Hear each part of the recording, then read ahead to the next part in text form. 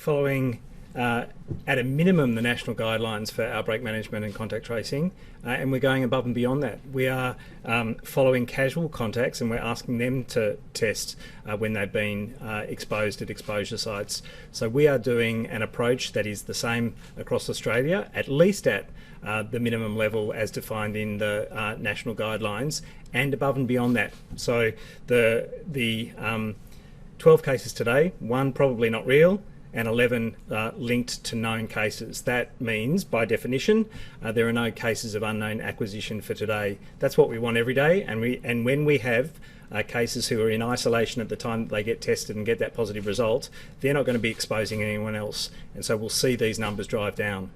So Rachel, can I just finish this one?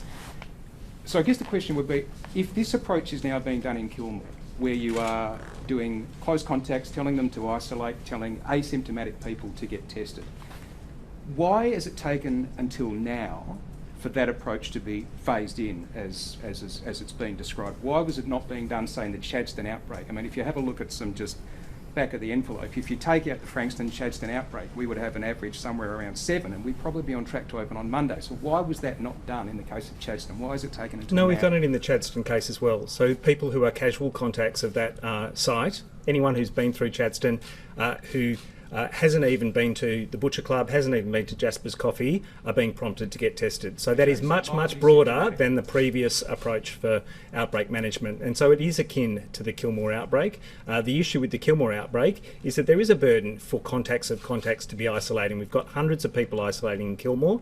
I think they accept that as a legitimate and proportionate measure to control that outbreak, and we haven't had new cases. We've had half of those get their day 11 quarantine testing. They've all come back negative. The other half will be done today. I expect that they'll be negative as well. So I think this is an approach that is as precautionary and proportionate to the task ahead of us. Just to finish up, it wasn't done originally with Chadstone. You were saying that if you're even mildly symptomatic, come forward and get tested if you've been to Chadstone. That's not everybody. That's not close contacts. And I guess the question is, you would have had, I would guess, significant public support for an approach like you're taking in Kilmore.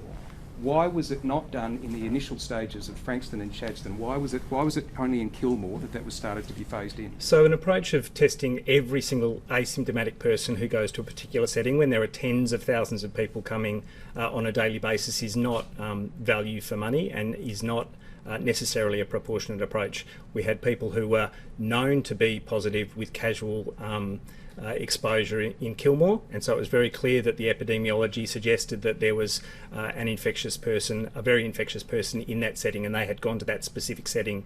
We're talking about a number of shops in Chadstone where people hadn't gone anywhere near any of those exposure sites, and so to open it up to every single asymptomatic person would not necessarily have been proportionate. We're still saying anyone who becomes symptomatic get tested, anyone who becomes symptomatic isolate at the first sign, and we're seeing every single case that's linked to that. Any country that has hundreds of cases per day doesn't do contact tracing at 100%. Doesn't matter where you are in the world. The United Kingdom that's invested $10 billion into contact tracing and has a team of tens of thousands doing contact tracing are getting to about 2/3 of their daily cases at all. Not even in a timely way necessarily. So there are clearly limits to what contact tracing can manage, but we've got a team of a size that could manage dozens and dozens of cases per day, but that is not the entire solution to how you manage transmission risk.